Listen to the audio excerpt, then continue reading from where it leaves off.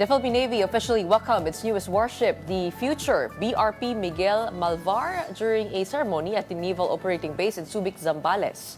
The event was attended by key officials, including Defense Secretary Gibo Chodoro and AFP Chief of Staff General Romeo Browner Jr. BRP Miguel Malvar, which arrived from South Korea on April 4, measures 118.4 meters long and has a range of 4,500 nautical miles. Equipped with advanced sensors and weaponry, the ship is capable of anti-ship, anti-submarine, and anti-aircraft operations. Meanwhile, Chodoro thanked the Republic of Korea for its continued support in building resilient defense capabilities. How could these new naval assets help the country's maritime defense capabilities? To answer that question and to provide more insight, we have with us on this show, on the Day of Valor, AFP spokesperson Colonel Francel Margareth Padilla. Magandang araw po ng kagitingan po sa inyo. Magandang araw ng kagitingan, Gretchen, and thank you for having us this morning. Hi, Colonel, talk to us about BRP Miguel Malvar. Of course, we are always happy when we see an addition to our fleet, but what is the significance of having this kind of vessel and how does it enhance our capability? Yes, Gretchen, as part of our continued commitment to protecting our country's vast maritime domain, being the second largest archipelago, the Armed Forces of the Philippines, through the Philippine Navy, has recently acquired several key naval assets. So this includes modern offshore patrol vessels, the ones that we call the OPVs. We have fast interdiction crafts and upgraded our multi-mission platforms as well. So our newest acquisition from the Philippine Navy is the South Korean-made corvette. This is the future BRP Miguel Malvar, which arrived in Subic, Zambales, and it was formally received on April 8, 2025. The Armed Forces of the Philippines actually proudly welcomed this arrival, and it was welcomed in the Naval Operating Base in Subic, Zambales. The ceremony was led by our Department of National Defense Secretary Gilberto Chodoro, together with our Chief of Staff.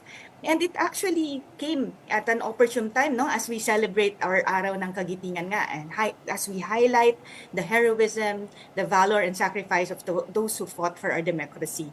So this is a formidable surface combatant. BRP Miguel Malvar is poised to play a vital role in defending our country's maritime sovereignty, particularly through our patrol and presence missions in the West Philippine Sea. And Gretchen, we continuously conduct these maritime patrols with our naval vessels together with our aircraft vessels as we do maritime and aerial patrols accordingly in the West Philippine Sea. And with the comprehensive archipelagic defense concept, all of this, we're fortifying our core defense capabilities and strategic basing also, all throughout the archipelago.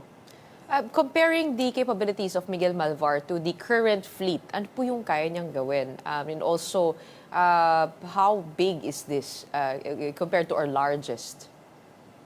The Miguel Malvar measures 118.4 meters, along with its beam of 14.9 meters. So medyo mas malaki na to, Gretchen, It has a displacement of 3,200 tons, and it has a cruising speed of 15 knots. So also, its capabilities has an operational range of around 4,500 nautical miles. So this is actually one of two, it has a sister ship. It's a state-of-the-art corvette, which we acquired from Korea, South Korea, together with the HD Hyundai Heavy Industries, This was launched in June 18 in 2024, and it underwent a rigorous sea trial before it was delivered here in the Philippines. So yan po ba yung BRP Conrado Yap? Pareho, dalawa na yan. The other one is the future BRP Diego Silang. So wala, papangalanan pa lang po natin? Paparating yes, ma'am. Same as ito pong bagong dating. Opo. Okay, let's talk about more of these modernization programs. The U.S. has approved the sale of 20 F-16s for $5.4 billion. But at what stage are we in now when it comes to purchasing those fighter jets? Have we ruled out the possibility of buying the less expensive Saab Gripen from Sweden? At this point, ma'am, no, the capabilities for our modernization projects will very well be addressed po by the Department of National Defense until such time po that these assets are formally turned over for operational use for the Armed Forces of the Philippines. So wala pa po final word on that?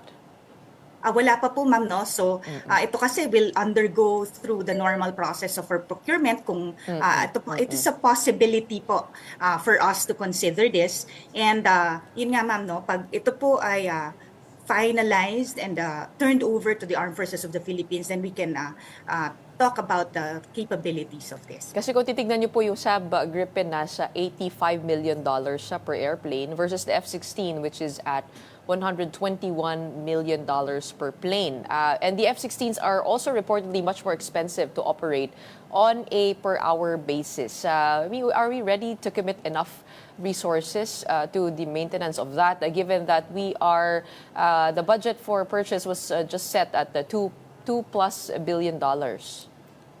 All of this will be considered by the members of the technical working group, Gretchen. Okay. Pero kung sakasakali po ay kukunin po natin yan, kasama na rin po ba yun, yung spare parts, ammunitions, engines? Because also, there was a period before that several FA-50s went offline because of the delay in purchase in spare parts. So, ngayon po ba kasama sa strategy natin yung consideration, yung purchase nun? Yes, Gretchen, no, we have evolved na din itong ating pag-procure. Marami tayong kinoconsider dyan, no? How it will fall into play in our comprehensive archipelagic defense concept, how it will fall into play in terms of jointness and interoperability. Lahat ng mga yan kinoconsider natin. And also, of course, from our lessons learned from the past, nandyan na din yung after-sales support. Kasama na yan when we do our market research. Okay, so both of these, the BRP Miguel Malvar and the F-16s are fighter ships, fighter jets. But right now, the principle of the Philippine government is to have the Coast Guard in the front lines. Where does the Navy find itself when it comes to the comprehensive archipelagic defense strategy? Saan po pumipwesto? I mean, without giving too much detail, but so we understand saan po nagpe-play ng part as deterrent or deterring force itong mga nakuha o makukuha po natin. Yes, Gretchen. The Philippine Coast Guard is the frontline for the law enforcement operations. Sa atin kasi, in the Armed Forces of the Philippines, we are the frontliners for national defense.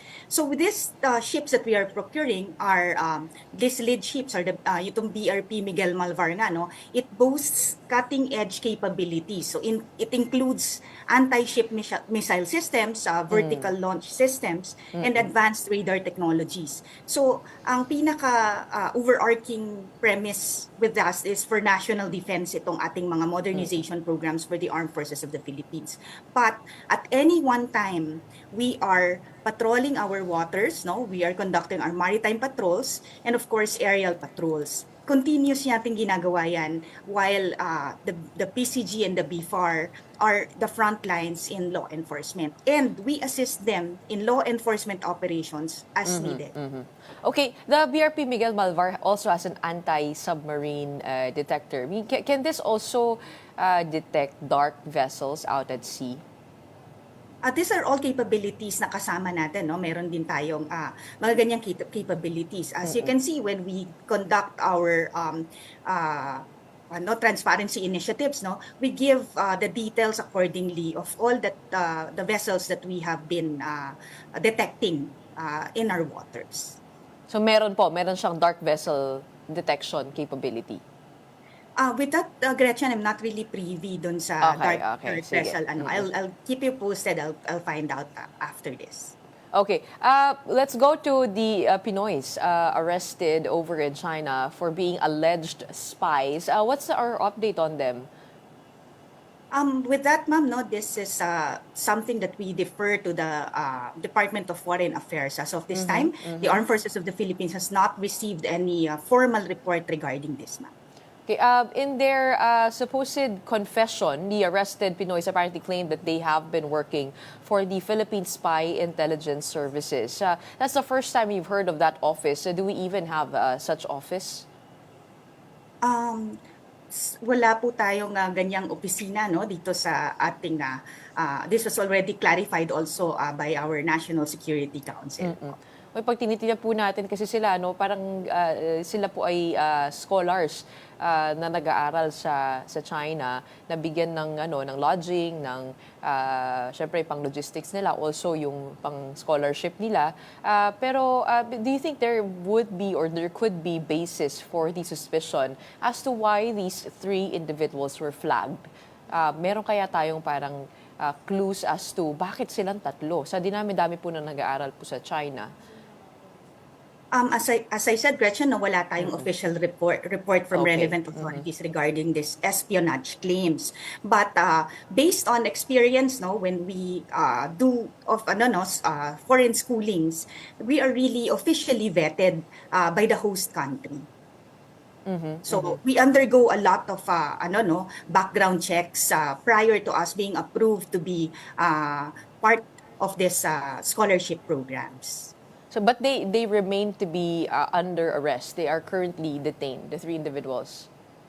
Yeah, as of this time nga, ma'am, no, wala kaming official report on this. So the Armed Forces Okay, of the all right. Philippines will coordinate with the proper agencies accordingly. Let's go on over to our shores. Do you have the latest on the Chinese nationals arrested in Palawan and also in Makati? Are there results already of the investigations on them?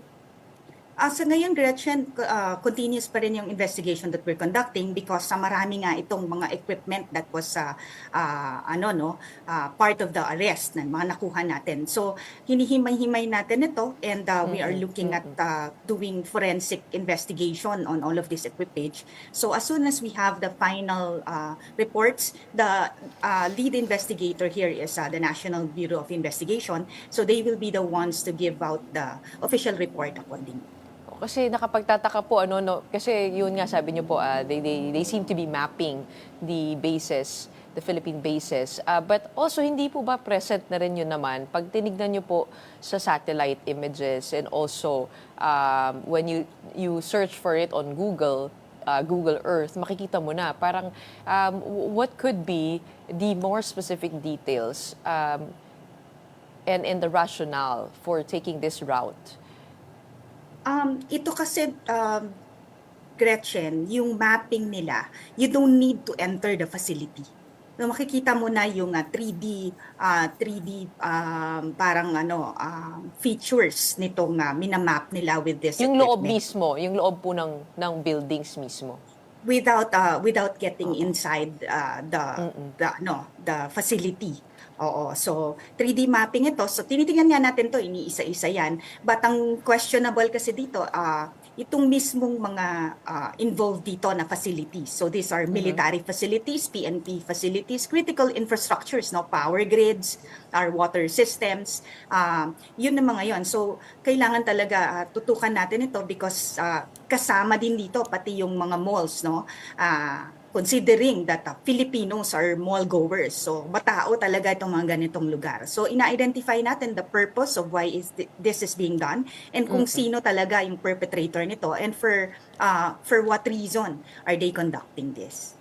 The AFP Chief of Staff, General Romeo Browner, has warned its troops, the AFP, to stay on alert in event of the conflict escalating over in Taiwan. How exactly are we preparing our fleet, our troops?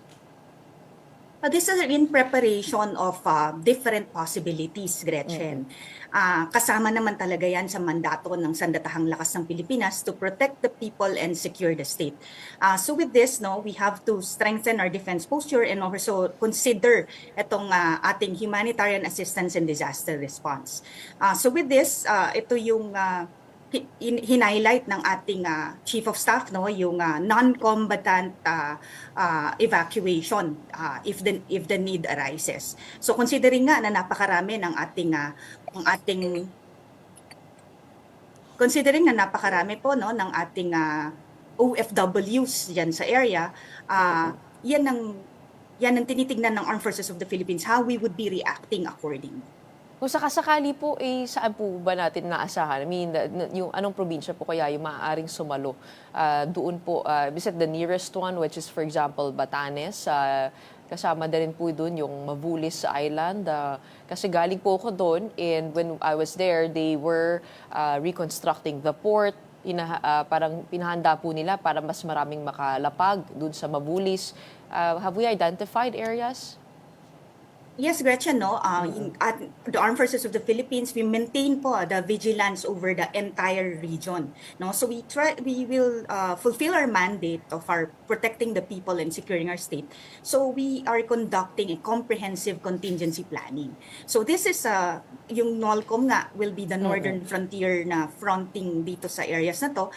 It also is the house of different EDCA sites. And EDCA sites are multi-role facilities. So they can serve as fisherman shelters, pwede silang evacuation centers, and pag HADR, like nitong huling tumaan na maraming bagyo na sunod-sunod, no, nagamit natin ito as staging areas, no, and repacking of relief goods dito sa area ng Batanes during that time. So itong mga to, lahat, even the EDCA sites and any other sites that we could use in the area, gagamitin natin yan lahat. Okay, but how are we exactly preparing? Are we conducting scenario simulations already at the AFP? Gretchen, we're conducting a comprehensive contingency planning. So this means that we are preparing for a wide range of potential scenarios, no? So ang priority natin dito is the safety and well-being of our fellow Filipinos, of course. Okay, but why sound the alarm on this? I mean, is there anything that has escalated that you noticed a pattern that is quite alarming? That's why the AFP chief already spoke about it. We do not want to sow unnecessary panic. So this is something that a reassurance to the Filipino people that the Armed Forces of the Philippines is actually fully committed, no, to maintaining peace and upholding our national interest. But we continuously monitor and are conducting strategic planning as we are actually dedicated to upholding the safety and security of each and every Filipino. So this is actually a reassurance to the Filipino people that we are preparing accordingly for any eventuality. Colonel, quite also alarming is the gall of Chinese research ships. In entering the country, meron po isa doon sa may norte, sa may Itbayat, na umiikot doon na parang yung pattern niya. At meron din naman isang research vessel na talagang pumasok sa archipelagic sea lane ng Pilipinas. I mean, at this point, what can we do to prevent that? Are we just going to issue a radio challenge to them? Or hindi ba parang medyo nakakatakot na lapit-lapit na po nila? Oo. Yes, Gretchen, no? The Philippine Coast Guard is on top of the situation on this in terms of law enforcement operations. So, china-challenge nga natin ito. On the sidelines, the Armed Forces of the Philippines is there. We are conducting our maritime patrols. What is important to note is that we are able to detect the presence of these vessels in our exclusive economic zone. So ito nga, nandyan naman yung protocols that are at play, and with the Armed Forces of the Philippines continues on with our mandate. No? So nagma-maritime patrols pa rin tayo dyan, aerial patrols, and we continuously observe itong activities na nga ito. But we are ready to augment the Philippine Coast Guard for law enforcement operations. Alright, ngayon pong araw ng kagitingan, kayo po ba ay may mensahe sa mga Pilipino? Yes, Gretchen, no? Ating i-acknowledge and itong heroism and sacrifice, lalo na din sa ating mga kasundaluhan na nakadeploy all over the Philippines, no? At lalong-lalo na din itong mga nandyan sa ating features and islands in our exclusive economic zone in the West Philippine Sea. So to the Filipino people po, we want to affirm this, that for our modernization projects, every peso that we invest in our modernization for the armed forces is actually an investment in our collective security, stability, and sovereignty. But ito pong security is the responsibility of every Filipino. So dapat po united tayo in this, maging mapanuri tayo, nagpapasalamat po kami sa mga reports that have been given to us, no, para din na we will be able to conduct thorough investigation on matters na nire-report din ng ating mga kababayan. So these upgrades are not just about military hardware, itong modernizations natin, no, but they are there to ensure the future generations of the Filipinos can live free from external coercion, protected by a credible defense force, which is your armed forces of the Philippines. Overall, Gretchen, the AFP remains steadfast in our commitment, no, to our constitutional mandate to protect the people and secure the state. Padating na po yung ating halalan. Ang hiling po namin is to cast your votes, to use your constitutional right to vote para po sa ikabubuti po ng ating bayan, and maligayang araw ng kagitingan po sa lahat. It is good and timely to remember the soldiers who are indeed far from their families, but they are protecting our territory and our rights over in the West Philippine Sea. At binibigyan po namin kayo ng pugay ngayong araw ng kagitingan. Maraming salamat for joining us on Morning Matters today. We have AC spokesperson Colonel Francel Margareth Padilla.